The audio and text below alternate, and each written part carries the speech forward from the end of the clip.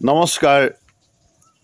সৰ্বপ্ৰথম মই সমভক্তবৃন্দৰ শ্ৰী চৰণাবিন্দত মই সেৱা নিবেদিছোঁ। আপোনাসবে মোৰ সেৱা গ্ৰহণ কৰিব।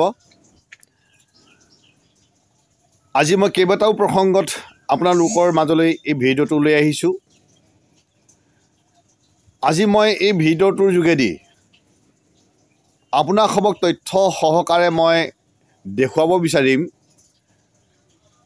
আমাৰ বৰ্তমান যি মানৱ সমাজত যে প্ৰচলিত আছে যে কলি যুগত আমি কৃষ্ণ নামহে ল'ব লাগে বা শ্ৰৱণ কীৰ্তনহে সাৰ, বাকী শিৱ পূজা, দেৱ দেৱী পূজা, তীৰ্থযাত্ৰা,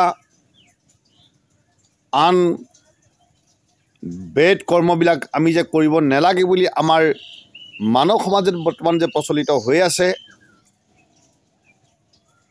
এই বাক্যসমূহ কিমান প্ৰাসংগিকতা আছে, কিমান অপ্ৰাসংগিকতা আছে, সেই বিষয়ত মই আপোনালোকক আজি মই সুন্দৰভাৱে বুজাবলৈ চেষ্টা কৰিম আৰু তথ্য সহকাৰে মই আপোনালোকক দেখুৱাই দিম যে প্ৰকৃতাৰ্থত কলি যুগত আমি হোম যজ্ঞ কৰিব লাগেনে নালাগে, পূজা কৰিব আমি পাৰোঁনে নোৱাৰোঁ, এই পূজা যজ্ঞসমূহৰ পৰা আমি কি ফল পাম আৰু মুক্তি পামনে নেপাম, বা এইখিনি আমাৰ কৰণীয় হয় নে নহয়, এই সমূহ বিষয়ত মই আপোনালোকক কি কৰিম আজি এই ভিডিঅ'টোৰ যোগেদি দেখুৱাই দিম। আৰু মই ভাবোঁ আপোনালোকে এই তথ্যসমূহ চোৱাৰ পিছত আপোনালোকে নিজৰ শুদ্ধ ধৰ্ম অৱলম্বন নিশ্চয় কৰিব। আমি বৰ্তমান সাধাৰণ লোকে কি কৰিছোঁ, পৰমেশ্বৰ ভগৱন্তৰ নাম গুণানুকীৰ্তন বা আমাৰ যিটো নিজৰ স্বধৰ্ম, সেই স্বধৰ্মটোক বুজি নোপোৱাৰ বাবেই আমি কি হৈছোঁ, নিজৰ ধৰ্মৰ পৰা বিচলিত হৈছোঁ। গতিকে মই আজি তাকেই দেখুৱাবলৈ গৈ আছোঁ। আপোনাসবে ভিডিঅ'টো আৰম্ভণিৰ পৰা শেষলৈকে চাব, ভিডিঅ'টোৰ পৰা আঁতৰি নাযাব। যদি আঁতৰি যায় তেতিয়াহ'লে আপুনি সম্পূৰ্ণ তথ্যবিলাক আপুনি প্ৰাপ্ত কৰিব নোৱাৰিব। গতিকে মই আপোনালোকক নিবেদন কৰিম এই ভিডিঅ'টো আপোনালোকে সম্পূৰ্ণ চাবলৈ চেষ্টা কৰিব। এতিয়া মই আপোনালোকক দেখুৱাবলৈ গৈ আছোঁ শ্ৰীমদ ভাগৱতৰ পৰা কিছুমান তথ্য। আজি মই আপোনালোকক শ্ৰীমদ ভাগৱতৰ পৰা দেখুৱাম যে এজন কৃষ্ণই দুজন ব্যক্তিক এটা বিষয়ত দুটা মত প্ৰকাশ কৰিব পাৰেনে? শ্ৰীকৃষ্ণৰ ভক্ত আছিল উদ্ধৱ আৰু শ্ৰীকৃষ্ণৰো ভক্ত আছিল কোন? অৰ্জুন। কিন্তু শুকমুখ ভাগৱতত প্ৰকাশ কৰিছে যে বেদৰ যিমানবোৰ কৰ্ম কৰ্তব্য আছে সকলোকে ত্যাগ কৰি কৃষ্ণৰ ওচৰত শৰণ ল'ব লাগে। আৰু শ্ৰীকৃষ্ণই কি কৰিছিল যে সমস্ত বেদৰ কৰ্ম কৰ্তব্যবিলাক এৰি কেৱল কৃষ্ণৰ ওচৰতে শৰণ লোৱা বুলি উদ্ধৱক প্ৰদান কৰিছিল বুলি আমাক ভাগৱতে প্ৰকাশ কৰিছে। আৰু সেই একেই সময়ত শ্ৰীকৃষ্ণ ভগৱন্তই অৰ্জুনক কি বুলি প্ৰকাশ কৰিছে যে নহয়, বেদৰ কৰ্ম কৰ্তব্যবিলাক মনুষ্যৰ কৰণীয় কৰ্তব্য। এই বিষয়ত এতিয়া মই আপোনালোকক শ্ৰীমদ ভাগৱতৰ পৰা প্ৰথম শুনাবলৈ চেষ্টা কৰিছোঁ। এই বিষয়ত মই সৰ্বপ্ৰথম শ্ৰীমদ ভাগৱতৰ পৰা আপোনালোকক দেখুৱাব বিচাৰিছোঁ। এয়া হ'ল শ্ৰীমদ ভাগৱত। শ্ৰীমদ ভাগৱত ভাগ আমি আনিছোঁ হৰি নাৰায়ণ দত্ত বৰুৱাৰ সম্পাদিত। এতিয়া হৰি নাৰায়ণ দত্ত বৰুৱাৰ সম্পাদিত ভাগৱতৰ এতিয়া মই আপোনালোকক দেখাবলৈ যাম একাদশ স্কন্ধত। এই আপোনালোকে চাব একাদশ স্কন্ধ। একাদশ স্কন্ধত শ্ৰীকৃষ্ণ ভগৱন্তই উদ্ধৱক কি জ্ঞান দিছে আপোনালোকক মই এই কথাখিনি আপোনালোকক দেখুৱাবলৈ গৈ আছোঁ। এয়া হৈছে আপোনালোকৰ একাদশ স্কন্ধত থকা শ্ৰীকৃষ্ণ উদ্ধৱ সংবাদ পাঠ। আৰু ইয়াত লিখিছে, হে ৰাম বেদে যেন কৱৈ তাক শুনা প্ৰাণ সখী, ওম মায়াময় বেদ ধৰ্ম সবাকো উপেখী। কেৱলে মাত্ৰ লৈবেক শৰণ হুইবে কৰ্ম ফলতে যি তেবে হে প্ৰসন্ন। আমাক কি কৈছে যে বেদে যিবিলাক তত্ত্ব জ্ঞান প্ৰকাশ কৰিছে বা বেদে যিবিলাক পূজা অৰ্চন বন্দন অন্য দেৱ দেৱী পূজা এই তত্ত্ববিলাক প্ৰকাশ কৰিছে, সেই বেদৰ যিবোৰ ধৰ্ম সেই সকলো ধৰ্ম মায়াময় বেদৰ ধৰ্ম বুলি কৈছে। অৰ্থাৎ বেদৰ ধৰ্মবিলাক কি হ'ল? মায়াময়। গতিকে মায়াময় বেদৰ ধৰ্ম সকলোকে ত্যাগ কৰি সেই উদ্ধৱ মোৰ ওচৰত শৰণ লোৱা আৰু সৰ্বকৰ্ম তেজি মোৰ ওচৰত শৰণ লৈ কৰ্মফল ত্যাগ কৰা, তেতিয়াহে মই কি হ'ম? প্ৰসন্ন হ'ম। এতিয়া আমি কি কৰিব লাগিব? কৃষ্ণ উপদেশৰ মতে মায়াময় বেদৰ ধৰ্ম সকলো ত্যাগ কৰিব লাগিব। এই কথাখিনি কোনে প্ৰকাশ কৰিছে? শুকমুখে যিখন ভাগৱত, শুকমুখে ভাগৱত যি ভাগ আছে সেই ভাগে আমাক প্ৰকাশ কৰিছে। এতিয়া আমি আপোনালোকক ক'বলৈ যাম সেই একেজন কৃষ্ণই অৰ্জুনক কি জ্ঞান দিছে শ্ৰীমদ ভাগৱত গীতাত। এই বিষয়ে এতিয়া আপোনালোকক মই দেখুৱাবলৈ গৈ আছোঁ।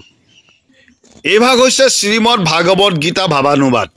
শ্ৰীমদ ভাগৱত গীতাৰ ভাৱানুবাদত কৈছে, এই শ্ৰীমদ ভাগৱত গীতা ভাগ মানে আপোনাৰ দীপক হাজৰিকাৰ দ্বাৰাই মানে লিখিত আৰু 18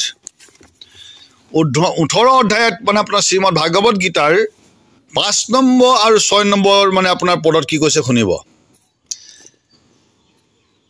এই তত্ত্বখিনি শ্ৰীকৃষ্ণই অৰ্জুনক প্ৰদান কৰি আছে। এ ৰাম যজ্ঞ দান তপ ৰূপ কৰ্ম নোহে তেজ বুলিয়া কৰ্তব্য কৰ্ম কৰিবা অৱশ্য। এ ৰাম যজ্ঞ দান তপে চিত্ৰ বুদ্ধি শুদ্ধ কৰে জ্ঞানী গণৰ মন লৈ পবিত্ৰতা আনে। কৰণীয় কৰ্ম কৰি মোতে সমৰ্পিব কৰ্ম ফলে সৰ্বকালে নিৰাসক্ত হ'ব। এৰাম ফল কনে বাঞ্চি কৰ্ম কৰিবে যত ৰাম শুনিয়োক পাৰ্থ এইটো মোৰ অভিমত। এতিয়া কি বুলি প্ৰকাশ কৰিলে যে যজ্ঞ দান তপ কৰ্ম এইবোৰ ত্যাগৰ যোগ্য নহয়, এইবোৰ মনুষ্যৰ কৰ্তব্য কৰ্ম।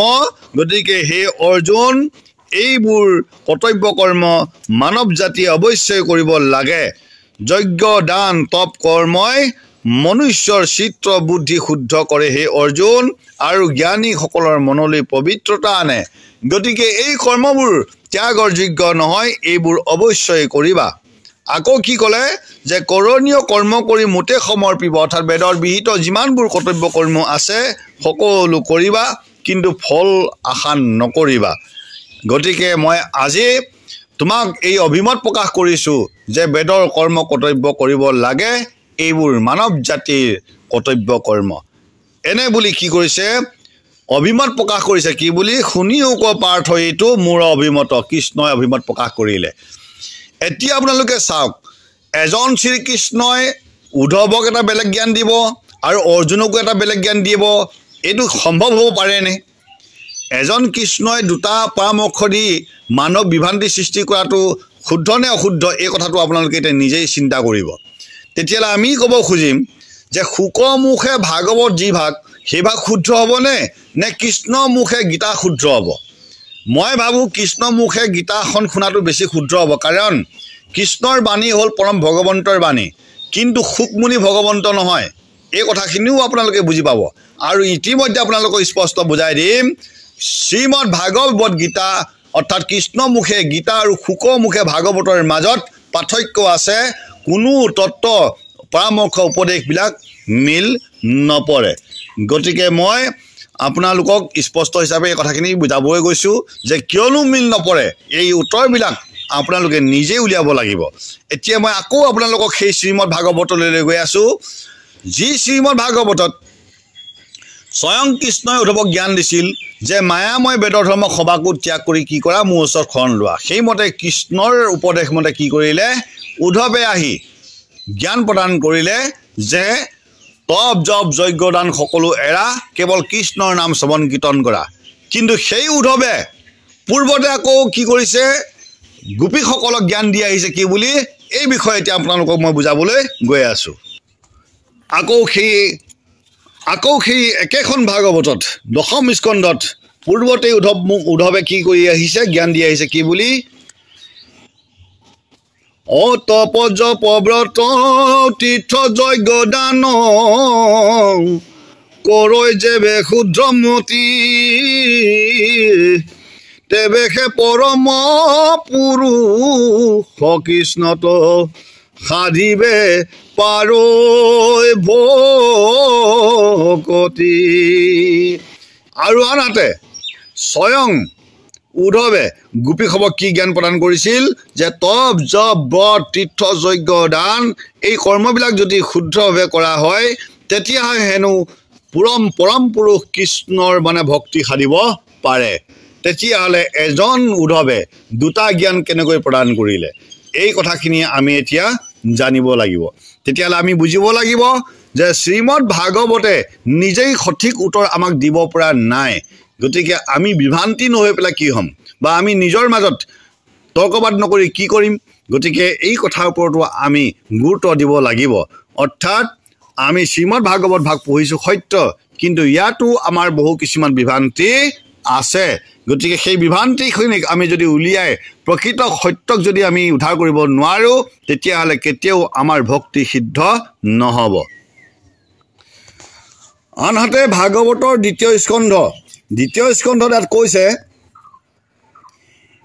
এ ৰামদেৱক দিবেক দুখ দৈত্য যজ্ঞ কৰি তাক মোহিবন্ত হৰি বুদ্ধ ৰূপ ধৰি এ ৰাম বৈষ্ণৱৰ পাশত নুহিবে হৰি কথা হৈবেক ব্ৰাহ্মণ হব পাখণ্ড সৰ্বথা এই যিটো পদ আমি যে পঢ়িছোঁ এই পদটো আমাৰ পূৰ্ব পুৰাণ বা পূৰ্ব কাহিনীৰ লগত জড়িত আছে কিন্তু আমি ভাগৱত যেতিয়া পঢ়িবলৈ যাওঁ সেই পূৰ্ব পুৰাণৰ যিবিলাক আপোনাৰ সম্বন্ধ থকা তত্ত্ববিলাক আমি বুজি নোপোৱাকৈ যেতিয়া ব্যাখ্যা কৰিবলৈ যাওঁ তেতিয়া আমি বিভ্ৰান্তিত পৰোঁ এতিয়া আপোনালোকক মই ক'বলৈ গৈ আছোঁ এই পদফাকি যে আপোনালোকক পঢ়ি শুনালোঁ এই পদফাকি পূৰ্বৰ কাহিনীৰ লগত কি আছে জড়িত আছে ইয়াত কৈছে দেৱক দিব্যক দুখ দৈত্য যজ্ঞ কৰি অৰ্থাৎ দৈত্য যজ্ঞ বুলি কোনো যজ্ঞ নাই অৰ্থাৎ ইয়াত কৈছে যে দৈত্যসকলে আমাৰ যি সনাতন ধৰ্মৰ আচৰণ কৰি বা বেদৰ কৰ্ম কৰি কি হ'ব তেওঁলোকে শক্তিশালী হ'ব বুলি আমাৰ পূৰ্ব পুৰাণসমূহত উল্লেখ আছে আৰু সেই পূৰ্ব পুৰাণৰ তত্ত্ববিলাককে মানে সম্বন্ধ ৰাখি আমাক এই পদফাকি আমাক প্ৰকাশ কৰিছে আৰু সেই কথাখিনিকে মই আপোনালোকক ক'বলৈ গৈ আছোঁ অৰ্থাৎ দেৱক দিব্যক দুখ অৰ্থাৎ স্বৰ্গৰ দেৱীসকল আৰু অৰ্থাৎ পৃথিৱীত থকা মনুষ্য স্বৰূপত যিমান দেৱদেৱীসকল আছে সেই দেৱদেৱীসকলক কি কৰিব দৈত্যসকলে সনাতন ধৰ্মক আচৰণ কৰি বিভিন্ন কিছুমান পুণ্য কৰ্ম কৰিব পুণ্য কৰ্ম কৰি তেওঁলোকে কি হ'ব পুণ্য প্ৰাপ্ত কৰিব পুণ্য প্ৰাপ্ত কৰি শক্তিশালী হ'ব শক্তিশালী হৈ কি কৰিব আমাক দুখ দিব কষ্ট দিব তাকে দেখি কি কৰিব স্বয়ং পৰমেশ্বৰ ভগৱন্তই বুদ্ধ ৰূপ ধৰি পেলাই কি কৰিব সেই দৈত্যসকলক মোহিব অৰ্থাৎ তেওঁলোকক কিছুমান তপ জপ যজ্ঞ দানৰ পৰা বিৰত কৰিব এই মহান ৰহস্যবিলাক আমি পূৰ্ব পুৰাণ গ্ৰন্থবিলাকক অধ্যয়ন কৰিলে প্ৰাপ্ত কৰিব পাৰোঁ তাৰপিছত কৈছে এই ৰাম বৈষ্ণৱৰ পাশত নুহিবে হৰি কথা হৈবে এক ব্ৰাহ্মণ হব পাখণ্ড সৰ্বথা এতিয়া প্ৰশ্ন হৈছে বৈষ্ণৱৰ পাশত নুহিবে হৰি কথা বৈষ্ণৱ যদি তেখেত হয় অলৰেডি বিষ্ণু তেওঁ ভক্ত হয় তেতিয়াহ'লে আকৌ তাত হৰি কথা কিয় নাথাকিব অৰ্থাৎ ইয়াত হৰি মানে ইয়াত শিৱক বুজাইছে অৰ্থাৎ ইয়াত কি কৈছে হৰি মানে শিৱক বুজাইছে যে বৈষ্ণৱৰ পাশত নুহিবে হৰি কথা অৰ্থাৎ বৈষ্ণৱসকলৰ মুখত কি নহ'ব শিৱৰ কথা বা বিষ্ণু ভগৱন্তৰ বাক্য বা শ্ৰৱণ কীৰ্তনবিলাক কি নাথাকিব মানে ভক্তিভাৱবিলাক নাথাকিব হৈবক ব্ৰাহ্মণ পাখণ্ড সৰ্বথা যিসকলে নিজকে পণ্ডিত বা জ্ঞানী বুলি ভাবে সেইসকল সদায় কি হ'ব পাখণ্ড হ'ব কিহৰ বাবে হ'ব এই যিটো স্বয়ং ভগৱন্তই অৰ্থাৎ বুদ্ধৰূপে যি মানে আপোনাৰ সকলোকে যে মোহিলে সেই মোহাৰ বাবে কি হ'ব এই মানে আপোনাৰ জ্ঞানীসকল বা ব্ৰাহ্মণ সকলো কি হ'ব মানে আপোনাৰ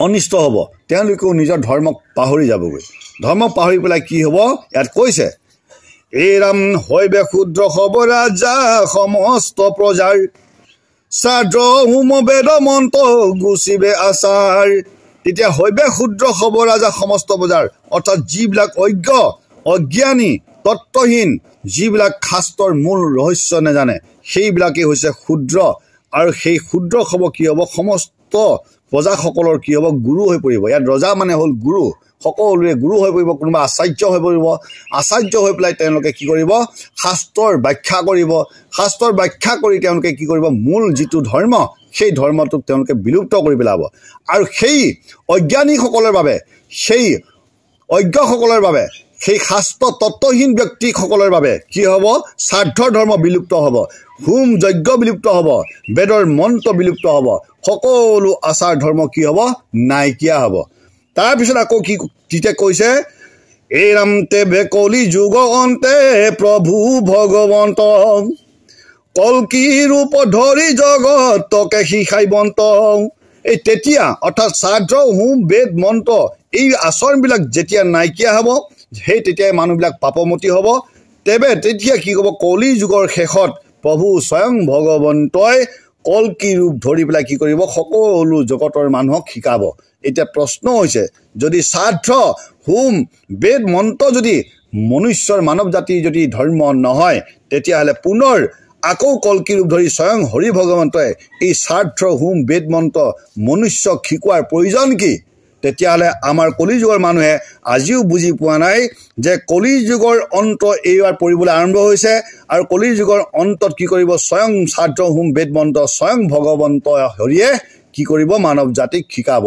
এতিয়া বৰ্তমান এইটো আৰম্ভ হৈছে এতিয়া আপোনালোকে নিশ্চয় দেখিছে যিবিলাক অজ্ঞ যিবিলাক শ্ৰাদ্ধ হোম বেদ মন্ত্ৰৰ বিৰোধাচৰণ কৰি আমাৰ ধৰ্মক বিনষ্ট কৰি আছে যিসকলে শ্ৰাদ্ধ হোম বেদ মন্ত্ৰ শিৱ পূজা শিৱ ভক্তিক তুচ্ছ তাচ্ছিল্য কৰি আছে সেইসকলৰ এতিয়া জুই লাগিবলৈ আৰম্ভ হৈছে গতিকে সেইসকলৰ এতিয়া বিনাশ নিশ্চিত গতিকে এইবিলাক আমি কৰি থকা নাই স্বয়ং শ্ৰী হৰি ভগৱন্তই এইবোৰ লীলা কৰি আছে আৰু কৈছে ইয়াত এই ৰাম দেৱ দত্ত ঘূটকত চৰিয়া মুৰাৰী ঐ অধৰ্মিক কাটিবন্ত বিচাৰি বিচাৰি ইয়াত কৈছে দেৱদত্ত ঘূটকত চৰিয়া মুৰাৰী অধৰ্মিক কাটিবন্ত বিচাৰি বিচাৰি এতিয়া আপোনালোকক মই ক'বলৈ গৈ আছোঁ কল্কি দেৱতা আপোনাৰ বেলেগকৈ নাহে আৰু তেওঁ দেৱদত্ত ঘোঁৰাত উঠি নাহে এই বৰ্তমান এতিয়া যিখিনি পৰিস্থিতি চলি আছে এইখিনিয়ে হৈছে দেৱদত্ত ঘোঁৰা এই দেৱদত্ত ঘোঁৰা বুলি ক'লে আপোনালোকে বুজিব লাগিব যে বৰ্তমান কল্কিৰ জন্ম হ'ল আৰু সেই দেৱদত্ত ঘোঁৰাতেই উঠি কি কৰি আছে এই কিছুমান এতিয়া অধৰ্মীৰ বিপক্ষত এতিয়া কি হৈ আছে থিয় দি আছে সেই অধৰ্মীসকলৰ বিপক্ষে থিয় দি এতিয়া কি কৰি আছে অধৰ্মক বিনাশ কৰিবলৈ বাবে তৈয়াৰী কৰি আছে গতিকে এতিয়া বিনাশ হ'বলৈ বেছি সময় নাই এই ৰামে হিমতে ধৰি হৰি বহু অৱতাৰ লোক কনিষ্ঠাৰ কীৰ্তি কৰিব প্ৰচাৰ এনেদৰে কি কৰিব স্বয়ং হৰি ভগৱন্তই কি কৰিব নিজৰ কীৰ্তিক সমাজৰ মাজত প্ৰচাৰ কৰিব এতিয়া মই আপোনালোকক দেখুৱাবলৈ গৈ আছোঁ যে পূৰ্বতো এনেধৰণৰ কি হৈছিল দৈত্যসকলক যে শ্ৰাদ্ধ হোম বেদ মন্ত্ৰৰ পৰা যে দূৰ কৰিছিল স্বয়ং হৰি ভগৱন্তই মায়াবীৰ গুৰু ৰূপে মায়া শাস্ত্ৰ আপোনাৰ সৃষ্টি কৰি তাৰো প্ৰমাণ আপোনালোকক মই এতিয়া শিৱ মহাপুৰাণৰ পৰা দিব বিচাৰিছোঁ আপোনালোকে আহক এতিয়া শিৱ মহাপুৰাণ মই দেখুৱাবলৈ গৈ আছোঁ এতিয়া মই আপোনালোকক বৃহৎ শিৱ মহাপুৰাণ সংক্ষিপ্ত গদ্যাংশ ও অভিধানসহ আপোনাৰ দেখুৱাবলৈ গৈ আছোঁ মহামুনি বেদব্যাস প্ৰণীত মূল সংস্কৃতৰ পৰা বাংলালৈ অনুবাদ কবি ভক্ত দাসৰ বিৰচিত সেই একে তথ্যবিলাক আমাৰ ক'ত আছে লিংগ মহাপুৰাণতো পাব আপুনি আৰু ইস্কন মহাপুৰাণতো পাব আৰু কুৰ্ম মহাপুৰাণতো পাব মই তথাপিও আপোনালোকক মই এই বাংলাখনৰ পৰা দেখুৱাব বিচাৰিছোঁ কাৰণ ইয়াত পদসুৰত আছে আপোনালোকে ভালকৈ চাই ল'ব এতিয়া ইয়াত সেই আপোনাৰ শ্ৰীমদ ভাগৱতৰ যিটো পদ মই দেখুৱাই যে গ'লোঁ সেইটো কাৰ লগত সম্বন্ধ আছে পূৰ্ব পুৰাণসমূহৰ লগত সম্বন্ধ আছে এতিয়া আপোনালোকে শুনিব ইয়াত কি কৈছে হে ৰাম এই ৰূপে ত্ৰিপুৰবাসীৰ যতজন অতাৰক আছে সবে দীক্ষা কৰিল গ্ৰহণ তবে সেই পুৰুষেৰ মায়ায়ে মোহিত দৈত্যগণ অবিলম্বে হইল ধৰ্মচ্যুত এতিয়া কি হ'ল সেই মায়া পুৰুষৰ ওচৰত অৰ্থাৎ বিষ্ণু ভগৱন্তই যি মায়া পুৰুষৰ ধাৰণ কৰিছিল আৰু বিষ্ণু ভগৱন্তই যি মায়া শাস্ত্ৰ ৰচনা কৰিছিল সেই মায়াবী গুৰু আৰু মায়া শাস্ত্ৰৰ চৰণত কোনে লৈছিল শৰণ সেই দৈত্যসকলে শৰণ লৈছিল কাৰণ যিসকলে মানে আপোনাৰ সনাতন ধৰ্মক অৱলম্বন কৰি যজ্ঞ কৰি কি কৰিছিল পুণ্য প্ৰাপ্ত কৰি সমস্ত মানে আপোনাৰ স্বৰ্গ মৰ্ত্য পাতালত কি কৰিছিল অসুবিধা দি আছিল মানুহক অত্যাচাৰ কৰি আছিল সেইসকল দৈত্য কি কৰিছিল স্বয়ং শ্ৰী হৰি ভগৱন্তই মায়া শাস্ত্ৰ আৰু মায়াবী গুৰুৰ দ্বাৰা কি কৰিছিল ধৰ্মচ্যুত কৰিছিল তাত কৈছে দৈত্যগণ অবিলম্বে হইল ধৰ্মচ্যুত আৰু সেই ধৰ্মচ্যুত কেনেকৈ হ'ল সেই ধৰ্ম কি আছিল সেই ধৰ্ম আছিল চাব ইয়াত কৈছে এই ৰাম শিৱ পূজা শ্ৰাদ্ধ ধৰ্ম ইষ্টি ধৰ্ম যজ্ঞ পৰ্বকালে স্নান বেদ ধৰ্মেৰ প্ৰসংগ দানাদি সকল কৰ্ম বিনষ্ট হইল অবিষ্ণুৰ আজ্ঞাই মায়া অধিষ্ঠান কৰিল তেতিয়া কি হ'ল সেই দৈত্যসকলে সেইদিনাখনৰ পৰা কি কৰিলে শিৱ পূজা আপোনাৰ ত্যাগ কৰিবলৈ আৰম্ভ কৰিলে শিৱক নিন্দা কৰিবলৈ আৰম্ভ কৰিলে শিৱক তুচ্ছ তাচ্ছিল্য কৰিবলৈ আৰম্ভ কৰিলে আৰু শ্ৰাদ্ধ ধৰ্ম নহয় মানে ধৰ্ম নহয় বুলি কি কৰিছে মনুষ্যক প্ৰকাশ কৰিবলৈ আৰম্ভ কৰিলে যে শ্ৰাদ্ধ ধৰ্ম কোনো ধৰ্ম নহয় শ্ৰাদ্ধ পিণ্ড কৰিব নেলাগে এইবোৰ মানে মিছাতেই মানে আপোনাৰ ব্ৰাহ্মণসকলে বা আমাৰ ঋষিমুনিসকলে মানে আপোনালোকক মানে আগবঢ়াইছে বুলি তেওঁলোকক কি কৰিলে প্ৰকাশ কৰিবলৈ আৰম্ভ কৰিলে আৰু শিৱ পূজা শ্ৰাদ্ধ ধৰ্ম ত্যাগ কৰিলে ইষ্টি ধৰ্ম ত্যাগ কৰিলে যজ্ঞ ত্যাগ কৰিলে ত্যাগ কৰি স্নান অৰ্থাৎ তীৰ্থ স্নান বেদৰ যিমান প্ৰসংগ কৰ্ম আছিলে সকলো ত্যাগ কৰিলে আৰু সেই ধৰ্মটোৱে পুনৰ এতিয়া আমাৰ মাজত প্ৰচলিত হৈ আছে আৰু সেইসকল শিৱদ্ৰোহী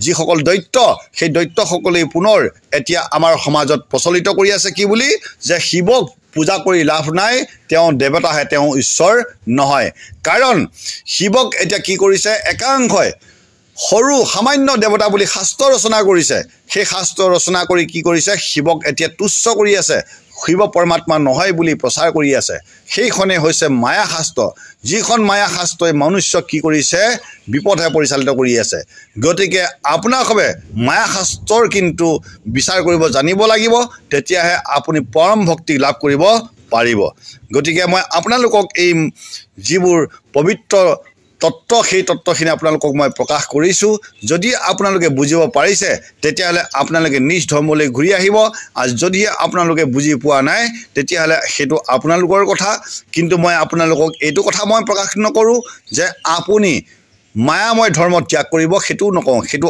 আপোনাৰ বিচাৰধাৰাৰ কথা আপুনি কোনটো ধৰ্ম এতিয়া অৱলম্বন কৰিব কিন্তু মই শাস্ত্ৰৰ নীতি নিয়মেৰে আপোনালোকক দেখুৱাই দিছোঁ যে আমি মায়া শাস্ত্ৰ কোনখন আৰু মায়া গুৰু কোনজন আৰু শ্ৰী হৰি ভগৱন্তই কি লীলা কৰি আছে কলিযুগৰ বাবে এই মহান যদি তত্ত্ব গোপন ৰহস্যবিলাক আমি নাজানো তেতিয়াহ'লে কেতিয়াও ভক্তিক প্ৰাপ্ত কৰিব নোৱাৰিম আৰু এই মহান তত্ত্বৰ ৰহস্যবিলাক জানিবলৈ হ'লে আপুনি তত্ত্বদৰ্শী গুৰুৰ ওচৰত যাব লাগিব তত্ত্বদৰ্শী গুৰুৰ ওচৰত গৈ আপোনালোকে ঈশ্বৰ ভগৱন্তৰ মূল তত্ত্বক বুজি মূল মন্ত্ৰ লৈ পৰমেশ্বৰ ভগৱন্তৰ শ্ৰীচৰণ শৰণ ল'ব লাগিব আকৌ শ্ৰীমদ ভাগৱতৰ শিৱ দক্ষৰ বিৰোধ নামৰ যিটো আমাৰ পাঠ আছে আপোনাৰ চতুৰ্থ স্কন্ধত এই চতুৰ্থ স্কন্ধত বৰ সুন্দৰকৈ আমাক মানে জ্ঞান দি গৈছে কি বুলি আপোনালোকক মই দেখাবলৈ গৈ আছোঁ ইয়াত কৈছে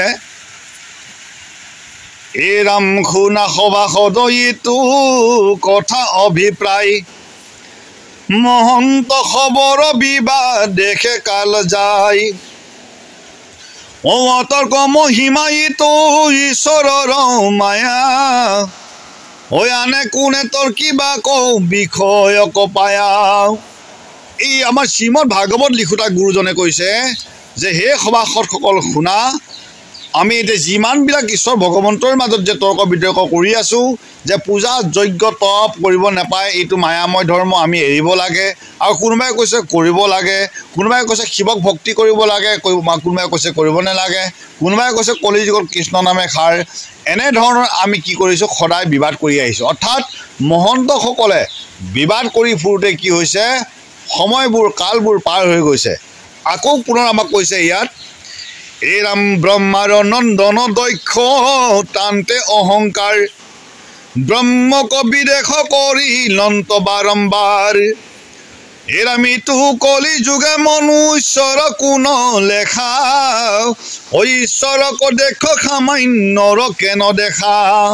আমাক এই পথফাকি আকৌ সুন্দৰভাৱে কি বুলি বুজাই দিছে যে ব্ৰহ্মাৰ নন্দন, যি ব্ৰহ্মাৰ নন্দন দক্ষ মহাজ্ঞানী, তাক আপোনাৰ প্ৰজাপতি বুলি মনা যায়। সেই মহান দক্ষয়ো কি কৈছে, অহংকাৰত মত্ত হৈ ব্ৰহ্মক অৰ্থাৎ শিৱক কি কৰিছিল, বিদ্বেষ কৰিছিল। অৰ্থাৎ ব্ৰহ্মক অৰ্থাৎ শিৱক অপমান কৰিছিল আৰু অন্যায় কৰিছিল। শিৱ পৰমাত্মা নহয় বুলি তেখেতক তুচ্ছ তাচ্ছিল্য কৰিছিল, আৰু এবাৰ নহয় বাৰম্বাৰ কৰিছিল। আমাৰ সেই গুৰুজনাই কৈছে যে ব্ৰহ্মাৰ নন্দন দক্ষ হৈও অহংকাৰত মত্ত হৈ শিৱক কি কৰিছিল, বাৰে বাৰে কি কৰিছিল, আপোনাৰ অপমান কৰিছিল। গতিকে ইটো কলিযুগৰ মনুষ্যৰ কোনো লেখা, ঈশ্বৰৰ দক্ষ সামান্যৰ কেন দেখা। গতিকে এই কলিযুগৰ মনুষ্যই বা নকৰিব কিয়? গতিকে এই কলিযুগৰ মনুষ্যয়ো শিৱক অপমান কৰাটো বা শিৱক ভগৱান নহয় বুলি কোৱাটো বা শিৱক তুচ্ছ তাচ্ছিল্য কৰাটো সামান্য কথা বুলি কৈছে।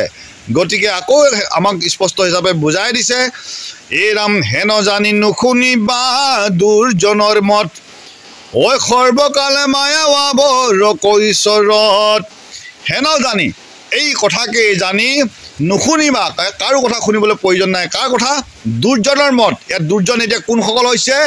যিসকলে শিৱক নিন্দা কৰে, যিসকলে শিৱ ভকতক নিন্দা কৰে, যিসকলে শিৱ ঈশ্বৰ নহয় বুলি শিৱক সেৱা ল'বলৈ নাযায়, যিসকলে শিৱৰ চৰণত প্ৰণাম নকৰে, সেইজনকে ভাগৱতে কি বুলি কৈছে, এতিয়া দুৰ্জন বুলি কৈছে।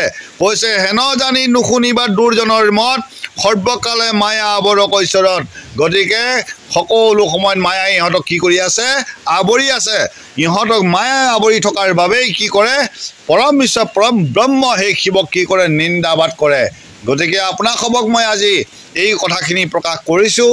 তথাপিতো যদি আপোনালোকে মূল তত্ত্ব বুজি নাপায়, তেতিয়াহ'লে আমি আপোনালোকক আৰু ইয়াতকৈ ভালকৈ বুজাব নোৱাৰিম।